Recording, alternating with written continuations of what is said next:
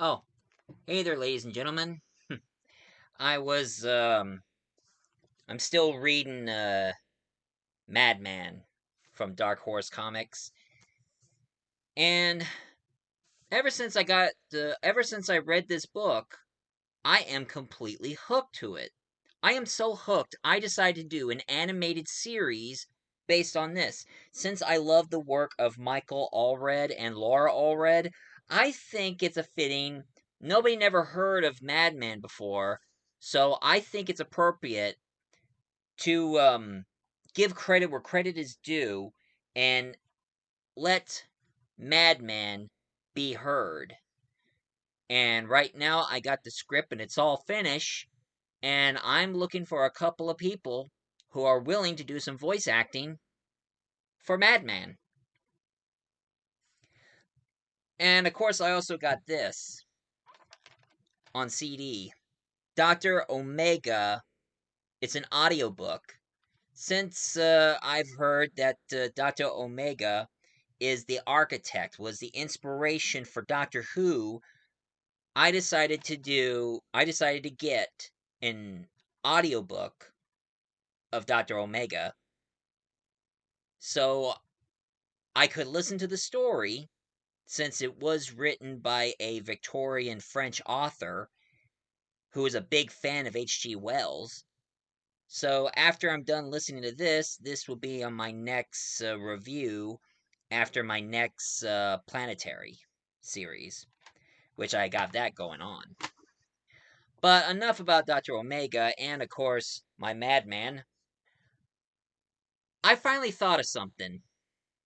Since Madman is part of Dark Horse, wait a minute, I'm doing it the better way. Dark Horse here. I've been thinking, I haven't reviewed anything from Dark Horse recently. I mean, I know I reviewed The Mask, since it was the first time you saw me in green makeup. And although my grandma did say I looked really scary having my face all green, and of course, the green makeup on my face made my eyes went bright. I mean, it just made my eyes pop. I mean, it turned my eyes bright blue, which was unusual. And I briefly did talk about Barbed Wire in my top 10 worst female superhero movie. But I want to talk about the Dark Horse most popular superhero of all time, which he's not just a typical superhero who wears a mask and cape. And of course, you see me, I'm wearing a Batman shirt. But of course, this is no ordinary Batman shirt I usually wear. This one is the one that has abs on it. I haven't worn this shirt in a long time, and thank goodness I found this shirt and my mom washed it, and it still fits.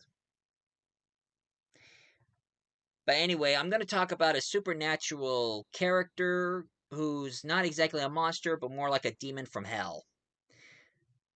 He was the most popular Dark Horse superhero ever, and who I'm going to be talking about is none other than Hellboy. Now, one thing you guys want to know about Hellboy, he's not like any other typical demon superhero. I mean, he's not like when dangers happen, he's like, "I'll do my part. Let me know what mission I'm supposed to do." He's more like a laid back, don't give a crap about if the universe is going to be destroyed. He's more like, I don't care if the world's coming to an end. I just want to sit back, relax, drink my beer, and watch some old cartoons and smoke my cigar. But of course, according to his origin, it turns out that his mother, who goes by the name of Sarah Hudge, who is a descendant of King Arthur, she dabbled herself into the dark occult, and he meets this demon who goes by the name of Azil. And Azil took Sarah and got her pregnant, and she gave birth to Hellboy, in hell. Now, the creator who created Hellboy is none other than a really unique artist, and I do admire his work because he does delve into old ancient folklore and such, which I'm very fascinated with. I mean, two things I do enjoy: ancient foreign folklore and superhero stuff. And the artist and creator who created Hellboy is none other than, I hope I got his last name right, Mark Mignola. Mignola. Mike Mignola. He created Hellboy, and most of his inspiration came from his dad because he used to served in the military during World War II. So most of the personality that he put in Hellboy, he based it more from his dad. And one thing about Hellboy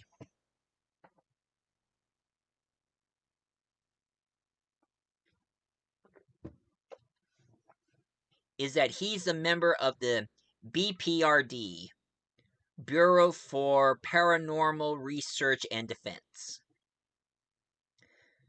And they're kind of like the old term, there are things that goes bump in the night. Well, they're the ones who will bump back.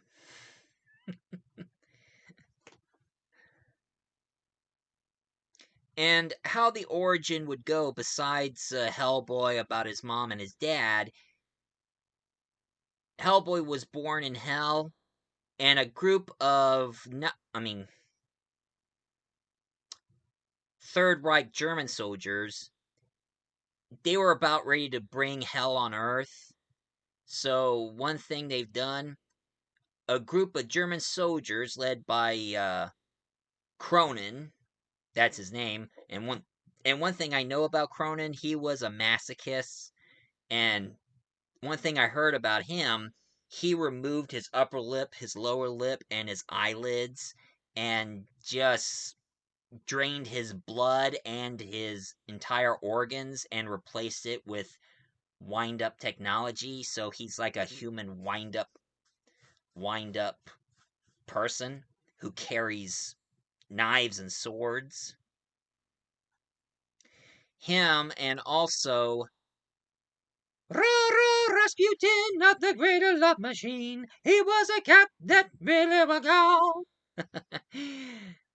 Anyway, Rasputin, it turns out in this version of the story, Rasputin gets involved with the Third Reich soldier and had him summoning a demon from hell. And when he was doing his sermon, a group of the BPRD, one of them who goes by the name of Professor Trevor Bloom Brutenham. He's a religious man who knows about the occult and the supernatural. Him and one of the most heroic soldiers of them all, the Lobster.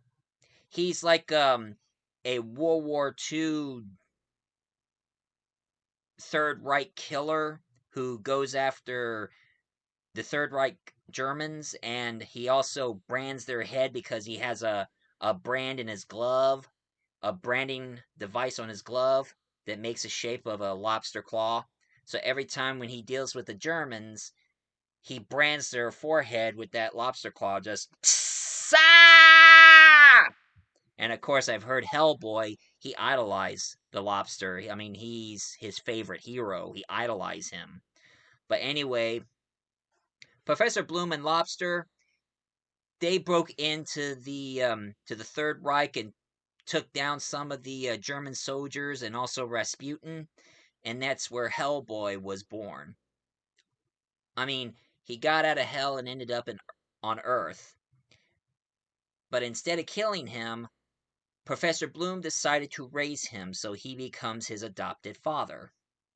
Starts teaching him about the good side of things because he sensed, even though you have a demon from hell who's not of this earth, you can raise him to be a better person than just be a hellspawn.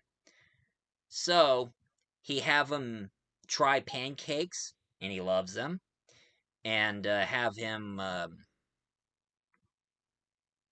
mean, he raises him to be a good person, and also try to care about the life of some people, and also tells him some stories so he can be aware of it. And therefore, Hellboy is now all grown up, smoking cigars, drinking energy drinks, and watching old cartoons. And he also has a place full of cats, so he has a thing for cats. But he is one of the bureau's, I mean, the bureau's best big guns. I mean, he's always there to battle against supernatural things and even ancient folklore everywhere he goes.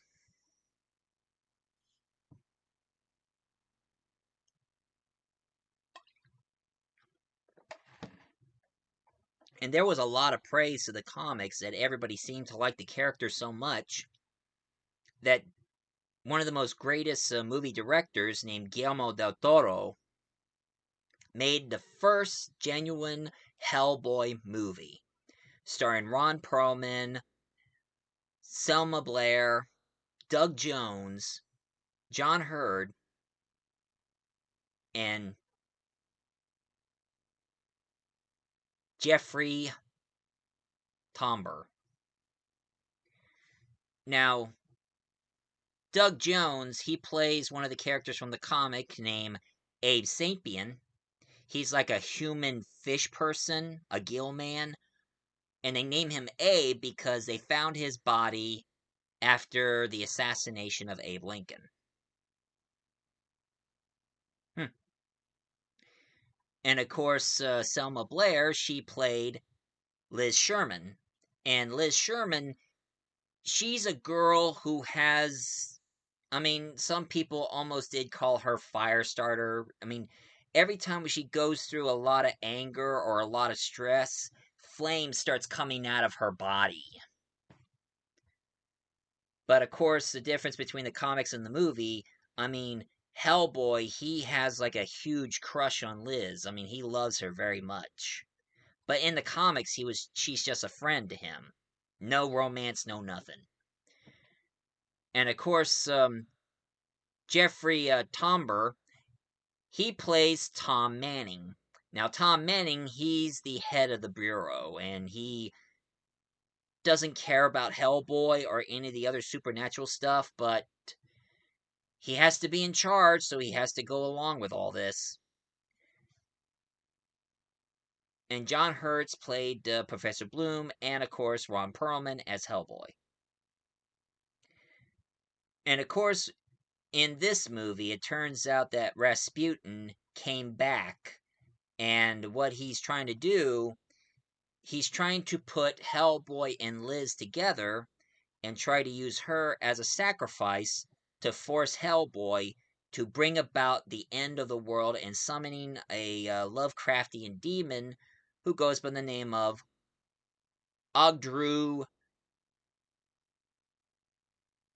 Jaham. I hope I got his name right. Ogdru Jahab.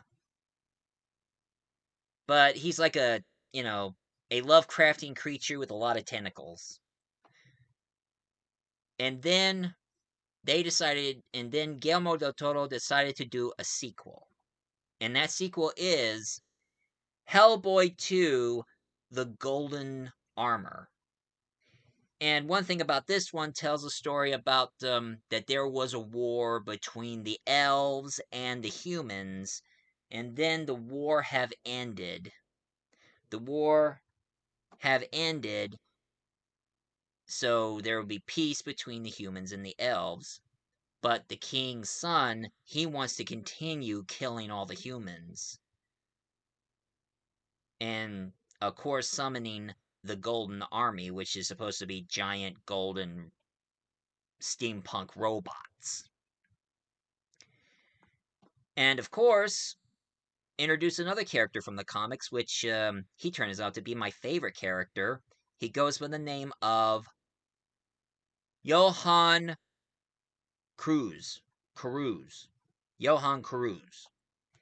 He's like a German scientist who all of a sudden died, but his soul couldn't go to the other side, so he's a wandering ghost. But of course, he can't go to place, so he wears this diver-looking suit, and he uses his ectoplasm stuff that he has in his body so he could bring a little something to life temporarily to get some answers for things. And he is voiced by the talented but still liberal atheist Seth MacFarlane. I mean, I do enjoy his work with Family Guy and Orson and Ted, but I just don't like him being an atheist because he does do a lot of blaspheme jokes, and also him being a straight up liberal. Sorry, I'm a conservative. And also, but one thing I do like about Seth MacFarlane is his love of old 80s nostalgia stuff. So, I'm okay with that. Anyway, it did left a bit of a cliffhanger. It turns out that Liz is pregnant. But of course, she ain't gonna have one baby, she's gonna have two. And they were planning to do a third Hellboy movie where Liz gave birth to two half human, half demon babies, except one's going to be evil and the other one's going to be good. So one's going to be angelic while the other one's going to be a rebel. But sadly, that idea has been scrapped. But they have done two animated movies of Hellboy. And they use the same cast from the movie. And these animated movies, one is called Blood and Iron and Sword of Stones. And they introduce another character who's also from the comic,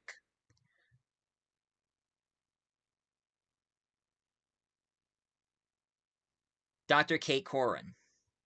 Now, in the animated movie, they made her as a friend to Hellboy, but in the comics, she was Hellboy's love interest. She was the love interest to Hellboy, not Liz in the comics. And she was voiced by none other than Perry Gelfin. Gelfin. You know, that girl from Frasier.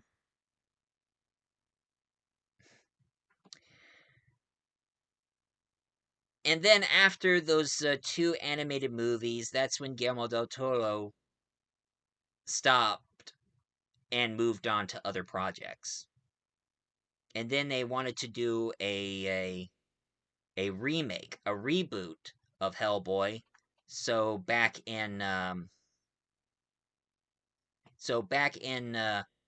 2019, they made a brand new Hellboy movie that is more like the comic, but the stories were stupid. I mean, the script writer made the characters really stupid. Because one thing, the difference between the Guillermo del Toro movie is more PG-13, while the new Hellboy movie is rated R, so there's going to be a lot of violence and maybe a bit of gore. So this Hellboy movie, made in 2018, has David Harbour. He decided to play Hellboy since Ron Perlman is getting old and may probably get sick and tired being in that chair with all the makeup and prosthetics. He plays Hellboy. But on this story, no Abe Sapien, no Liz. But Hellboy has a certain British girl who becomes his dear friend. Her name is Ashley Strode.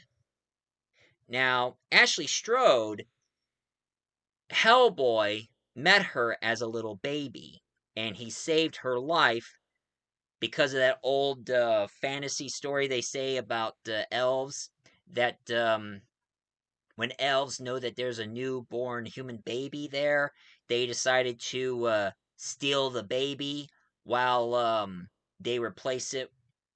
They replace it with this character, the Goroksh, Goroksh of the Lorlin. You know, the pig demon, a shape-shifting pig demon. But of course, Hellboy grabbed Goroksh and forced him to go back to his pig form and bring the baby back. And after that, Goroksh is stuck in his pig form. He can't change into anybody else anymore. And of course, Ashley is played by the lovely Shasha Lane. Goroksh, he's voiced by Stephen Graham.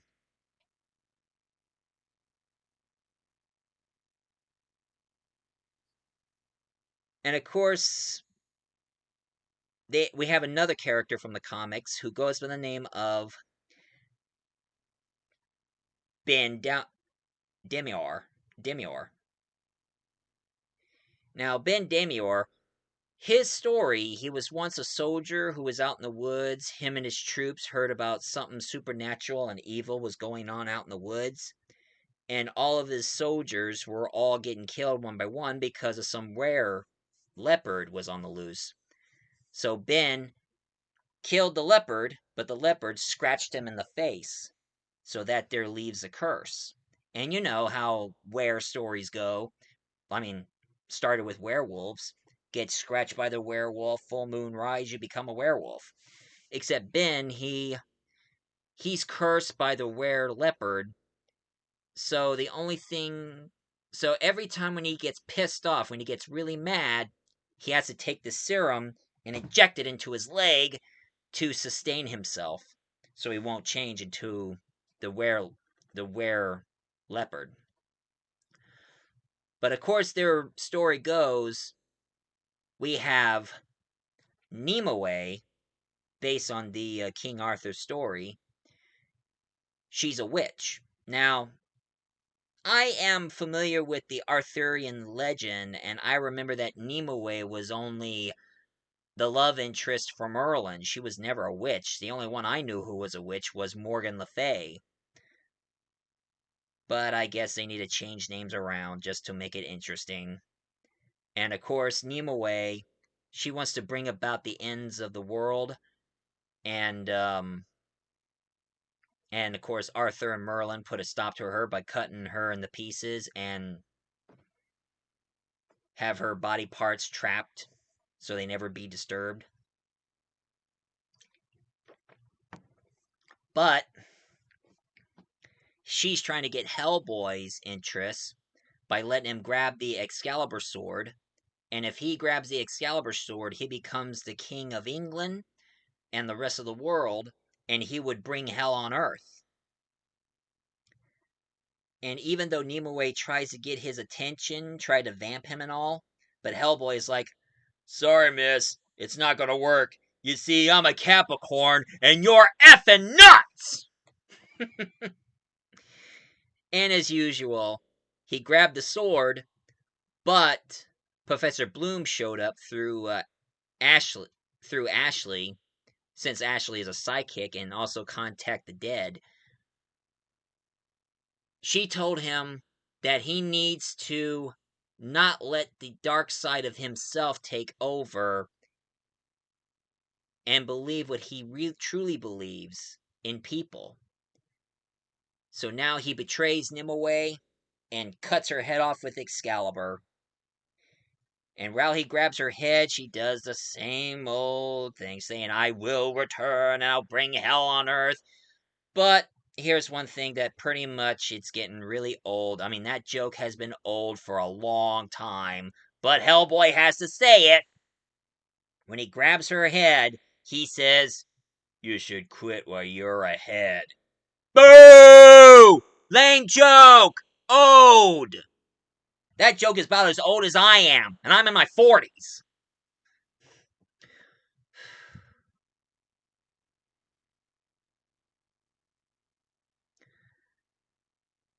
But to me, this 2019 Hellboy movie, it was good. Not great, just alright. I mean, it's just alright. That's it. I mean, I know David did a really. I mean, all the actors were great.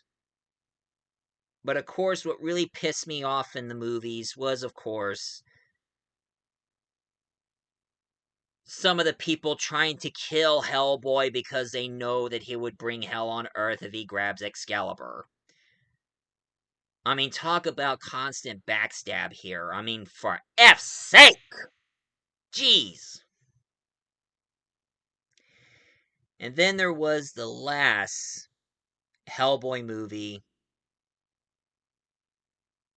and this will be the final part I'm going to talk about. This is the one that I found. It was called Hellboy the Crooked Man. And no David and no Ron. This Hellboy is played by Jack Casey. Jack Casey. He did an outstanding job of doing Hellboy. So he's like Hellboy during his teenage years. I mean, he's like probably in his maybe 20 or 30. And he meets this scientist, and they goes to this backward hillbilly countryside in America. And it turns out that there is this evil witch who is called Effie Kolb, and she was sent by none other than the Crooked Man. Now, of course, Elfie Culp is played by the very beautiful and very attractive Leah Nara.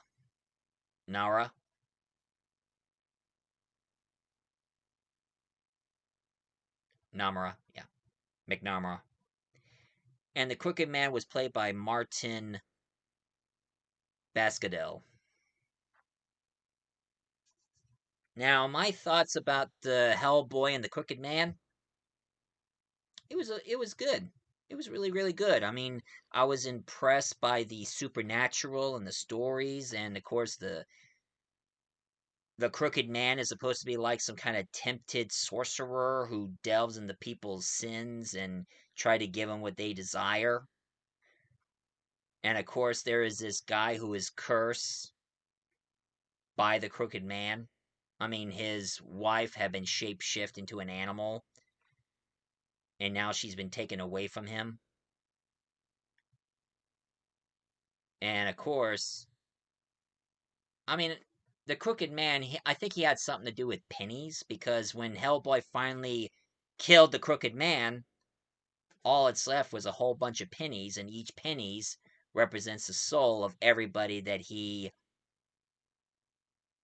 made deals with.